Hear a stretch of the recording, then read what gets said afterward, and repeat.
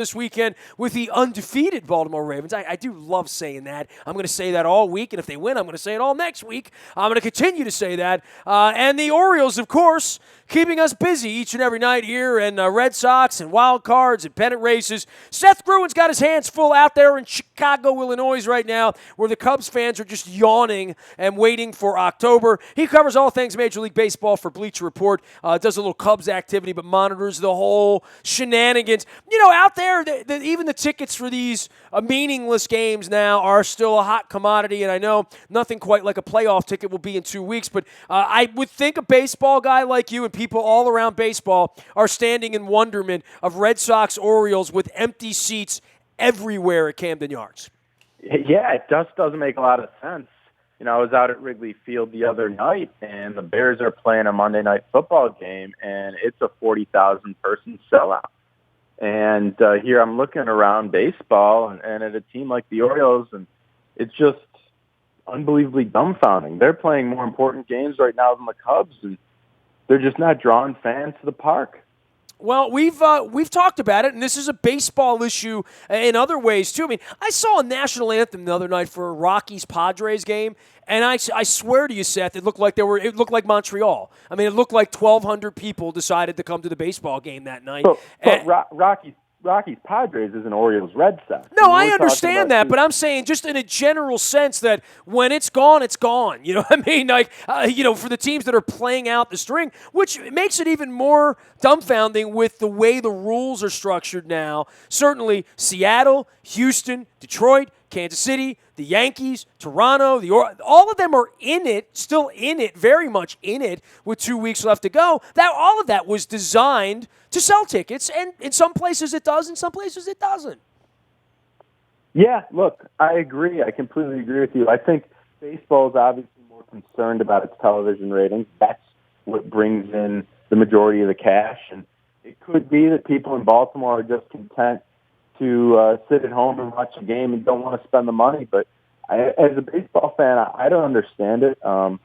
We see that a little bit on the south side of Chicago. The Cubs are obviously probably one of baseball's aberrations, and that they could lose, and Wrigley Field in and of itself is going to put people in the seats. But there really is an aberration, right? I mean, they have stunk for so long. I mean, even the Red Sox, for all their stinkiness, they drew well, but it wasn't like it was once they started winning. The Cubs have always been, anytime I've been in Chicago, they haven't been very good, and it's still been a $40 get-in, and people want to be there, and it's a place to be. There's nothing else really like that in baseball where you could lose that long and draw, right? Well, to a degree, it Wrigley Field's certainly a tourist attraction, and I think when certain competitive teams are in town, those fans will plan weekend summer trips here to Chicago and want to see their team play in Wrigley Field. Look, when the team was losing, 2012 and 13, people weren't showing up as much en masse. But when the team wins, people certainly flock to the ballpark, and obviously it's one of those unique baseball organizations. I think baseball in general needs to do a better job of transmitting how one of 162 in June or July is important in the grand scheme of things. I think that baseball certainly to some degree maybe lags behind a little bit in terms of the fan experience, though I personally think the in-game experience in the NFL is vastly overrated too. But, to bring it back to the Orioles, the bottom line is if you want your team to be competitive when it comes to free agency, when it comes to being competitive in the trade market, you got to show up because you just can't spend $1 if you've only got 50 cents. And I've said that a number of times in this program, and we talked about that in March too. That the fans have to show up, and I think this has just been a concern all season.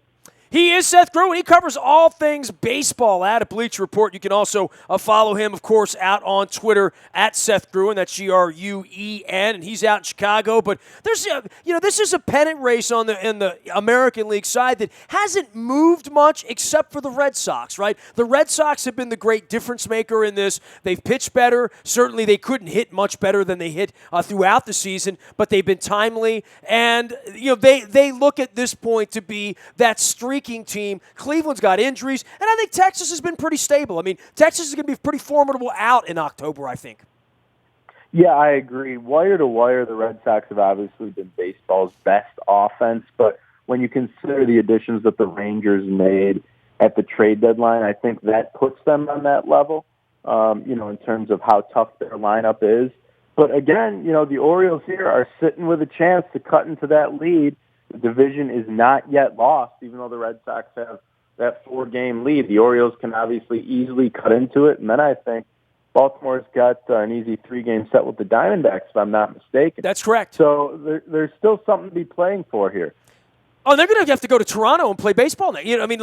This whole thing is going to get amped up even more when they do go into, a situation where the place is going to be sold out. Everybody's going to be down on them. And that's going to happen next Tuesday, Wednesday, and Thursday as they go up to the Rogers Center. And that's been the exact opposite, right? There's not a whole lot of baseball tradition or any of the Brooks and the Boog other than the blip in the late 80s in Toronto. And yet that city and that fan base has been